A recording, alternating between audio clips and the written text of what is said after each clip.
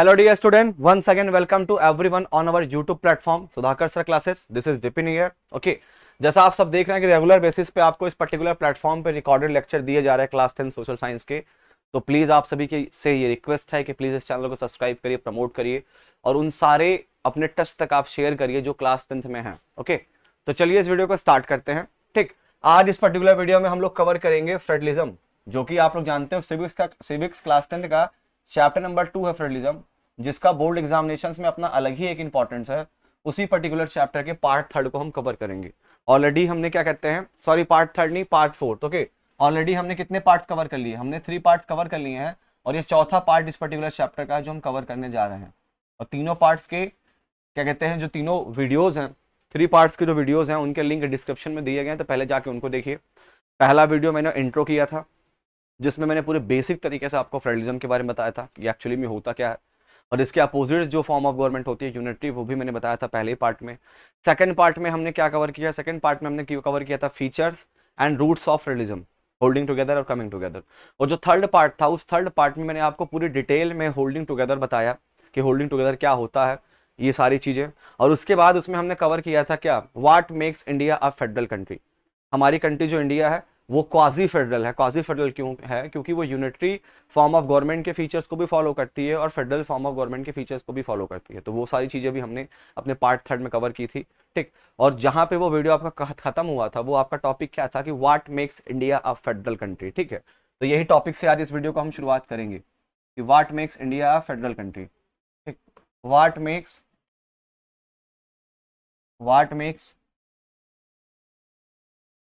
India of federal country. ठीक, अब अभी मैंने आपको क्लियरली एक चीज बताई कि इंडिया फेडरल नहीं है, इंडिया क्वाजी फेडरल है. मींस क्या? मींस ये है कि हमारी कंट्री यूनिटरी स्ट्रक्चर को भी फॉलो करती है, यूनिटरी के भी कुछ फीचर्स को फॉलो करती है, यूनिटरी स्ट्रक्चर के भी फीचर्स को कुछ फॉलो करती है, और उसके साथ साथ फेडरल स्ट्रक्चर के भी फीचर्स को फॉलो करती है. ठीक, वो डिपेंड करता है टाइम और सर्कमस्टेंसेस पे, और ऐसे भी अनयूजुअली कोई अगर वो ना हो तब भी दोनों को फॉलो करती है, जिसके मैंने 3 से 4 फीचर्स आपको बता दिए थे. ठीक, एक बेसिक चीजें कवर करने के लिए, एक बेसिक नॉलेज के लिए. ओके, तो देखिए ये टॉपिक क्या है, what makes India federal country, ये भी मैंने बताया था आपको पार्ट में. इस पर्टिकुलर टॉपिक में हम ये देखते हैं कि इंडिया फेडरल फीचर्स को जो फॉलो करती है उसमें सबसे प्रिंसिपल फेडरल फीचर कौन सा है. तो जो मेन प्रिंसिपल फेडरल फीचर है वो आपका क्या है, जो हमारे कॉन्स्टिट्यूशन के 7th शेड्यूल में, हमारे इंडियन कॉन्स्टिट्यूशन के 7th शेड्यूल में वो फीचर्स बताया गया है, जिसमें गवर्नमेंट्स के बीच में पावर्स का डिस्ट्रीब्यूशन सब्जेक्ट के बेसिस पे होता है. किसके बेसिस पे होता है? सब्जेक्ट के बेसिस पे. सब्जेक्ट का मतलब आप कह सकते हैं डिपार्टमेंट्स, कि किन चीज़ों पे कौन वर्क करेगा. ये तो सब्जेक्ट्स के बेसिस पे गवर्नमेंट के बीच में पावर्स को डिवाइड कर दिया गया. ठीक, ये सारी चीज़ें मैंने आपको बताई थी. ठीक, आपका सेंट्रल गवर्नमेंट यूनियन लिस्ट पे वर्क करता है, आपका स्टेट गवर्नमेंट स्टेट लिस्ट पे वर्क करता है, और उसके बाद जो कंकरेंट लिस्ट होती है, उस कंकरेंट लिस्ट पे दोनों सेंट्रल और स्टेट्स रेशियो प्रपोर्शन के अकॉर्डिंग वर्क करते हैं. और जो रेसिड्यूरी लिस्ट था, जो कि बाद में आया, कॉन्स्टिट्यूशन बन जाने के बाद बहुत सारे न्यू सब्जेक्ट्स आए, तो उन सारे सब्जेक्ट्स के लिए सेपरेट लिस्ट बनाई गई, रेसिड्यूरी. ठीक, और रेसिड्यूरी लिस्ट में उन सारे सब्जेक्ट को रख दिया गया. तो रेसिड्यूरी लिस्ट पे जो भी सब्जेक्ट्स हैं, जैसे आपका साइबर लॉ, आपका सोशल मीडिया वगैरह, आपका ई कॉमर्स, आपका क्या कहते हैं कंप्यूटर सॉफ्टवेयर, इन सारे सब्जेक्ट्स पे आपकी यूनियन गवर्नमेंट काम करती है. ठीक है, तो आज इन डिटेल इन चीज़ों को इस पर्टिकुलर लेक्चर में हम लोग देखेंगे. ठीक, एक बार फिर मैं आपको बता दूं, फेडरल फीचर्स कौन सा हम देख रहे हैं? हम फेडरल फीचर्स देख रहे हैं जिसमें गवर्नमेंट के बीच में पावर्स का डिस्ट्रीब्यूशन होता है सब्जेक्ट्स के बेसिस पे, यानी कि डिपार्टमेंट्स आप कह सकते हैं, ये ऐसी चीज़ें जिस पे गवर्नमेंट वर्क करती है. ओके, और ये हमारे कॉन्स्टिट्यूशन के 7th शेड्यूल में ये चीज़ें पूरी तरीके से दी गई हैं, पूरी तरीके से चीज़ें वहाँ पे एक्सप्लेन की गई हैं, डिफाइन की गई हैं. ठीक है ना, तो चलिए देखते हैं. थर्ड लेक्चर में एकदम लास्ट में जब वो वीडियो कवर होने वाला था, तो मैंने इसके बारे में एक थोड़ा सा इंट्रो आपको दिया था, तो आप लोग एक एक चीज़ करके अब देखिएगा. सबसे पहले हम लोग बात करते हैं किसकी? यूनियन लिस्ट की. सबसे पहले हम लोग बात करते हैं यूनियन लिस्ट की. ओके, एक एक लिस्ट को हम लोग कवर करते चलेंगे. ठीक, तो सबसे पहला पॉइंट तो आप लोग ये याद रखिएगा, यूनियन लिस्ट में 97 सब्जेक्ट्स हैं ओरिजिनली, और आपको यही ध्यान रखना है, बाद में क्या चेंजेस हुए उन पे फोकस नहीं करना है, लेकिन जब कॉन्स्टिट्यूशन बन रहा था उस टाइम पर यूनियन लिस्ट में ओरिजिनली कितने सब्जेक्ट्स थे? 97 सब्जेक्ट्स थे. ओके, तो ये सबसे पहला आप लोग याद रखिएगा. सेकंड, इन सारे सब्जेक्ट्स का नेशनल इंपॉर्टेंस होता है.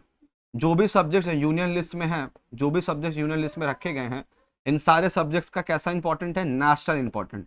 नेशनल इंपॉर्टेंट का मतलब है कि ये सारे सब्जेक्ट्स पूरे कंट्री के लिए यूनिफॉर्म हैं, एक बराबर हैं, पूरे कंट्री के लिए एक बराबर और एक जैसे हैं। इनमें कोई भी अगर चेंजेस करना होगा तो कौन करेगा? आपका सेंट्रल गवर्नमेंट। ठीक, 2 पॉइंट यहाँ पे आपने देखा। सबसे पहले क्या देखा कि यूनियन लिस्ट में 97 सब्जेक्ट हैं ओरिजिनली। दूसरा, इसमें इन सब्जेक्ट्स का नेशनल इंपॉर्टेंट होता है जो पूरे कंट्री के लिए एक जैसे होते हैं, स्टेट बाय स्टेट अलग नहीं होते हैं, पूरे कंट्री के लिए सब्जेक्ट्स एक होते हैं, यूनिफॉर्म होते हैं, और इन सब्जेक्ट्स का नेशनल इंपॉर्टेंस होता है। और इन सब्जेक्ट्स पे कौन वर्क करता है? ओनली अथॉरिटी हमारी कौन सी? Central government. केवल सेंट्रल गवर्नमेंट के पास पावर है कि वो इन सब्जेक्ट्स पे वर्क करेगी। Only authority central government. केवल सेंट्रल गवर्नमेंट, केंद्र सरकार हमारी इन सब्जेक्ट्स पे वर्क करेगी जो सब्जेक्ट्स आपके कहाँ पे मेंशन है? जो सब्जेक्ट्स आपके यूनियन लिस्ट में मेंशन है। ठीक, और मैंने आपको बता दिया सब्जेक्ट्स कितने हैं, 97। इन सब्जेक्ट्स का कैसा इंपॉर्टेंट है? National important. और ये सब्जेक्ट्स पूरे कंट्री के लिए क्या है? यूनिफॉर्म है, एक जैसे हैं। ठीक, अब सब्जेक्ट्स कौन कौन से हैं तो ये आप लोग देखिएगा। सब्जेक्ट्स आपका जैसे बैंकिंग, ओके, बैंकिंग। सेकंड आपका करेंसी। थर्ड आपका फॉरेन अफेयर्स, ओके। फोर्थ आपका डिफेंस। फोर्थ आपका क्या? डिफेंस। फिफ्थ आपका क्या? रेलवे। जो मेन है, जो बोर्ड एग्जामिनेशन से पूछे जाते हैं, मैं वही आपको यहाँ बता रहा हूँ, रेलवेज। इसके बाद आपका पोस्टल सर्विसेज, पोस्टल सर्विसेज। इसके बाद आपका कम्युनिकेशन। तो ऐसे 97 सब्जेक्ट्स इस पर्टिकुलर लिस्ट में मेंशन्ड है। और इन सब्जेक्ट्स पे एडमिनिस्ट्रेशन करने की पावर ए, इन पे टैक्स कलेक्ट करने की पावर टी, और इन पे लॉ मेक करने की पावर, लेजिस्लेशन की पावर, यानी कि एटीएल, ये किसके पास है? केवल और केवल सेंट्रल गवर्नमेंट के पास है। State government in particular subjects में इंटरफेयर नहीं कर सकती है। जैसा मैंने आपको क्लियरली बता दिया था कि इंडिया एक ऐसी कंट्री है जो holding together roots of religion को फॉलो करती है, और इसके बिहाफ पे आपको ये क्लियरली पता है कि यहाँ पर सेंट्रल गवर्नमेंट जो होती है वो स्टेट गवर्नमेंट के कंपेरिजन में ज़्यादा पावरफुल होती है। ठीक है ना? तो यहाँ पे मैंने आपको यूनियन लिस्ट पूरी अच्छी तरीके से डिटेल में बता दिया है कि यूनियन लिस्ट में उन सब्जेक्ट्स को मेंशन किया गया है जिन सब्जेक्ट्स के नेशनल इंपॉर्टेंस होते हैं और जो सब्जेक्ट्स पूरे कंट्री के लिए यूनिफॉर्म होते हैं। और इन सब्जेक्ट्स पे केवल एक ओनली अथॉरिटी हमारी सेंट्रल गवर्नमेंट ही एडमिनिस्ट्रेशन, टैक्सेशन और लेजिस्लेशन का वर्क करती है। ठीक, इसके बाद यूनियन लिस्ट में कितने सब्जेक्ट्स हैं? 97 सब्जेक्ट्स आपके ओरिजिनली हैं। और वो सब्जेक्ट्स कैसे हैं? Banking, currency, foreign affairs, defence, railway, postal services and communications. Okay, तो आई होप आप लोगों को ये यूनियन लिस्ट पूरी तरीके से समझ में आ गया हो। केवल इन पर कौन लॉ मेक कर सकता है? Central government. कौन टैक्स कलेक्ट कर सकता है? Central government. कौन एडमिनिस्ट्रेशन कर सकता है? Central government. ठीक, तो यूनियन लिस्ट आपको कवर हो गई। अब हम चलते हैं अपने सेकंड लिस्ट पे। स्क्रीनशॉट लेना हो तो आप लोग ले लीजिए। ठीक, अब चलते हैं हम लोग स्टेट लिस्ट पे। Okay,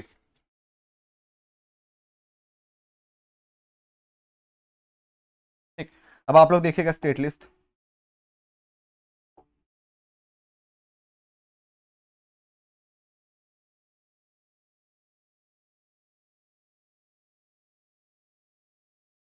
state list, okay.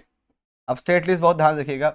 State list में आपके कैसे सब्जेक्ट्स हैं? स्टेट लिस्ट पे आपके 66 सब्जेक्ट्स हैं। There are 66 subjects are mentioned in state list originally. Okay, 66 subjects आपके किस में हैं? स्टेट लिस्ट में है। और इन सब्जेक्ट्स का क्या होता है? इन सब्जेक्ट्स का लोकल इंपॉर्टेंस होता है। इन सब्जेक्ट का कैसा इंपॉर्टेंस है? लोकल इंपॉर्टेंस है। इन सब्जेक्ट्स का कैसा इंपॉर्टेंस होता है? ऐसे सब्जेक्ट जो स्टेट लिस्ट में मेंशन है उन सब्जेक्ट्स के लोकल इंपॉर्टेंस होते हैं। और ये सब्जेक्ट्स आपके स्टेट बाय स्टेट क्या होते हैं? डिफरेंट होते हैं। स्टेट बाय स्टेट ये सब्जेक्ट क्या होते हैं? स्टेट बाय स्टेट ये सब्जेक्ट आपके डिफरेंट होते हैं। क्या होते हैं? डिफरेंट होते हैं। ठीक, इसके बाद आप क्या बताएंगे? स्टेट लिस्ट में ओनली अथॉरिटी कौन है? ओनली अथॉरिटी आपकी स्टेट गवर्नमेंट है। स्टेट लिस्ट में आपकी ओनली अथॉरिटी कौन है? ओनली अथॉरिटी आपकी स्टेट गवर्नमेंट है। ठीक, जो इस पर एडमिनिस्ट्रेशन का, टैक्सेशन का और लेजिस्लेशन का काम करते हैं वो कौन है? स्टेट गवर्नमेंट है। मतलब रेवेन्यू कलेक्ट करना, पूरा वर्किंग कंपोजिशंस वगैरह देखना और लॉ मेक करना, वो कौन सी अथॉरिटी है? आपकी स्टेट अथॉरिटी है, यानी कि स्टेट गवर्नमेंट है। ओके, अब यहाँ पे इसके बाद आप लोग ये याद रखिएगा कितने कैसे कौन कौन से सब्जेक्ट्स यहाँ पे मेंशन है। तो पब्लिक ऑर्डर यानी कि पुलिस डिपार्टमेंट, इसके बाद आपका एग्रीकल्चर,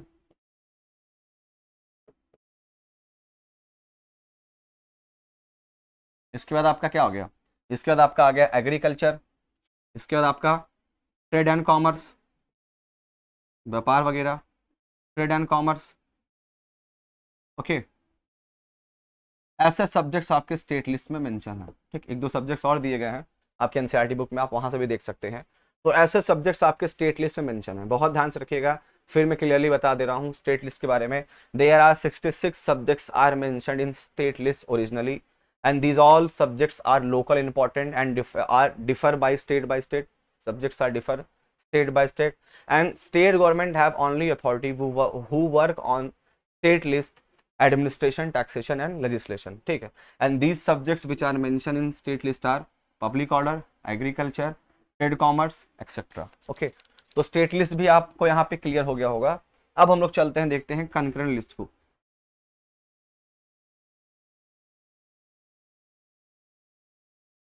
ठीक, अब आप लोग देखिएगा कंकरेंट लिस्ट को।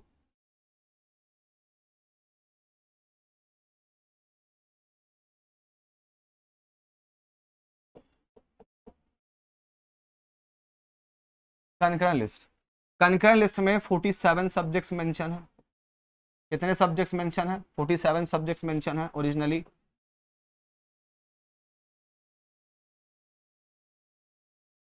और इन सब्जेक्ट्स के कैसे इंपॉर्टेंस होते हैं? कॉमन इंपॉर्टेंस होते हैं।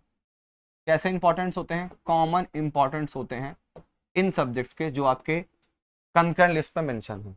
और कंकरेंट लिस्ट में जो भी सब्जेक्ट्स मेंशन है, इन पे एडमिनिस्ट्रेशन करने की बात हो, चाहे टैक्स कलेक्ट करने की बात हो, चाहे लॉ मेक करने की बात हो, ये एटीएल का काम कौन करता है? सेंट्रल गवर्नमेंट भी करती है, सेंट्रल गवर्नमेंट करती है और स्टेट गवर्नमेंट, दोनों मिलकर अपने रेशियो प्रपोर्शन के अकॉर्डिंग इन सब्जेक्ट्स पे एडमिनिस्ट्रेशन, टैक्सेशन और लेजिस्लेशन का काम करते हैं।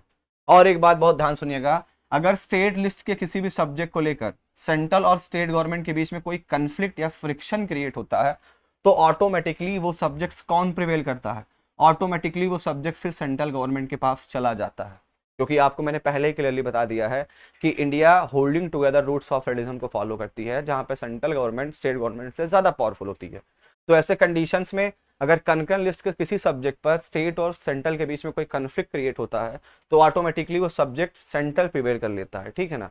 अब यहाँ पे कंकरेंट लिस्ट में कौन कौन से सब्जेक्ट्स हैं? सबसे पहला आपका एजुकेशन, इसके बाद हेल्थ एंड सैनिटेशन,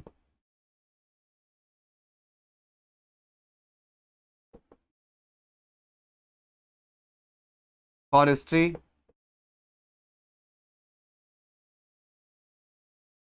ठीक, marriage, divorce, adoption and succession etcetera. बहुत सारे सब्जेक्ट्स यहाँ भी मेंशन है। ठीक, तो ये चीज़ आई होप आप लोगों को कंकरेंट लिस्ट भी क्लियर हो गया हो। एक बार अगर आप स्क्रीनशॉट लेना चाहते हैं तो ले लीजिए। मैं एक बार फिर से इसको रिपीट कर दे रहा हूँ। There are 47 subjects are mentioned in state list originally and these all subjects have a common importance, and central and state both the governments are rule या make law या collect tax from this particular subject, and the subjects which are mentioned in concurrent list are education, health, sanitation, forestry, marriage and divorce etc. okay, and one more thing, if there is a friction or problem created between central and state due to the subjects which are mentioned in concurrent list, then automatically this particular subject prevail to central government, because our country India follow the roots holding together the roots of federalism। ठीक, और इसके behalf पे आप सबको पता है कि holding together roots of federalism को फॉलो करने वाली कंट्री में सेंट्रल गवर्नमेंट स्टेट के कंपैरिजन में ज़्यादा पावरफुल होता है। ठीक है ना। तो ये रीज़न है कि अगर कोई भी टेंशन क्रिएट होता है सेंट्रल और स्टेट के बीच में कंकरेंट लिस्ट के सब्जेक्ट को लेकर, तो वो सब्जेक्ट ऑटोमेटिकली कौन प्रिवेल करेगा? Central government. ठीक है, तो आप लोग इन चीज़ों को नोट कर लीजिएगा। ओके, अब आगे चलता हूँ। अब हम लोग देखते हैं अपने रेसिड्यूरी लिस्ट को। ठीक, अब देखिए जब कॉन्स्टिट्यूशन बनाया जा रहा था तो उस टाइम पर जितने भी सब्जेक्ट्स थे उन सब्जेक्ट्स को स्टेट, यूनियन और कंकरेंट में रख दिया गया। लेकिन जैसे जैसे टाइम चेंज हुआ, टेक्नोलॉजीज अपडेट हुई, बहुत सारे नए सब्जेक्ट्स, बहुत सारे नए डिपार्टमेंट्स आए। तो जितने भी नए सब्जेक्ट्स और नए डिपार्टमेंट्स आए उन सबको रेसिड्यूरी लिस्ट में, एक सेपरेट लिस्ट बनाई गई रेसिड्यूरी लिस्ट, और उन सब्जेक्ट्स को उसमें रखा गया। ठीक, समझ में आया। और इन सब्जेक्ट्स का भी नेशनल इंपॉर्टेंट ही होता है। इन सब्जेक्ट्स का भी आप कह सकते हो कैसा इंपॉर्टेंट होता है, इन सब्जेक्ट का भी नेशनल इंपॉर्टेंट ही होता है। और इसमें सब्जेक्ट्स डे बाई डे बढ़ते जा रहे हैं, लेकिन प्रेजेंट टाइम में इनमें 52 सब्जेक्ट्स हैं। प्रेजेंट टाइम में कितने सब्जेक्ट्स हैं इनमें? 52। समझ में आया। और रेसिडुअरी लिस्ट में जो भी सब्जेक्ट्स हैं इन पर भी केवल सेंट्रल गवर्नमेंट ही वर्क करती है, एडमिनिस्ट्रेशन का, टैक्सेशन का और लेजिस्लेशन का। और कैसे सब्जेक्ट्स हैं आपके रेसिडुअरी लिस्ट में? जैसा आपका ई कॉमर्स है। ठीक, जब कॉन्स्टिट्यूशन बन रहा था तो क्या उस समय ऑनलाइन मार्केटिंग वगैरह थी क्या? बिल्कुल नहीं थी। ई कॉमर्स है। इसके बाद कंप्यूटर सॉफ्टवेयर है आपका CS, ये भी उस टाइम नहीं था। आपका साइबर क्राइम या साइबर लॉ, ये भी उस टाइम नहीं था। इसके बाद आप कह सकते हो आपका सोशल मीडिया से रिलेटेड चीज़ें, सोशल मीडिया प्लेटफॉर्म से रिलेटेड चीज़ें। तो ये सब कुछ आपका रेसिडुअरी लिस्ट में रखा गया, जो एक टाइम के बाद जैसे जैसे जो भी न्यू डिपार्टमेंट्स या न्यू चीज़ें क्रिएट होती जाती हैं उसको रेसिडुअरी लिस्ट में रखा जाता है। ठीक, और इन सब्जेक्ट्स का भी नेशनल इंपॉर्टेंट होता है। 52 सब्जेक्ट्स प्रेजेंट टाइम में इन लिस्ट में है, और इन लिस्ट पर भी सेंट्रल गवर्नमेंट आपकी लॉ मेक करती है, टैक्स कलेक्ट करती है और एडमिनिस्ट्रेशन का वर्क करती है। तो आई होप ये जो डिस्ट्रीब्यूशन ऑफ पावर था सब्जेक्ट्स के बेसिस पे at different levels of government, जो कि हमारे कॉन्स्टिट्यूशन के 7th शेड्यूल में डिफाइंड है पूरी तरीके से, ये मैंने आपको क्लियरली बता दिया। और आप कह सकते हो it is the one of the most important federal feature of our country. हमारे कंट्री का one of the most important federal feature ये है जिसमें पावर्स को डिफरेंट लेवल्स ऑफ गवर्नमेंट में डिस्ट्रीब्यूट कर दिया गया है, डिपार्टमेंट्स कह सकते हो या सब्जेक्ट्स के बेसिस पे। ठीक, तो आई होप आप लोगों ने ये चीज़ें पूरी अच्छी तरीके से समझी हो और इस वीडियो को एंजॉय किया हो। ठीक, अब इसके बाद जो अपकमिंग टॉपिक है वो आपको क्लियरली बता दूं। अभी अपकमिंग टॉपिक इस चैप्टर के 2 बचे हुए हैं। एक बचा है what makes India A federal country, और दूसरा बचा है डिसेंट्रलाइजेशन इन इंडिया। ठीक, तो इन दोनों के दोनों टॉपिक को कवर करने के लिए मुझे 2 पार्ट्स और बनाने पड़ेंगे, और जब 2 पार्ट्स और बना के मैं इन चैप्टर्स को कवर कर लूंगा तो जो 7th पार्ट लाऊंगा, यानी कि लास्ट पार्ट जो ले आऊंगा इस चैप्टर का, उसमें मैं आपको इस पर्टिकुलर चैप्टर्स के most important objective and descriptive questions कराऊंगा। ठीक, तो प्लीज आप लोग इस पर्टिकुलर चैनल के साथ बने रहिए और बेल आइकन को जरूर प्रेस करिए, ताकि जो भी वीडियोस पढ़ते हैं इस चैनल पे, जो भी वीडियोस अपलोड होते हैं इस चैनल्स पे, उन वीडियोस की नोटिफिकेशंस आप तक पहुंच सके और आप सबसे पहले उन वीडियोस को देखकर अपने इन टॉपिक्स को, अपने इन चैप्टर्स को कवर कर सके। ठीक है, तो मिलते हैं फिर अपने इसी चैनल सुधाकर सर क्लासेस पे। तब तक के लिए आप लोग पढ़ते रहिए। बाय।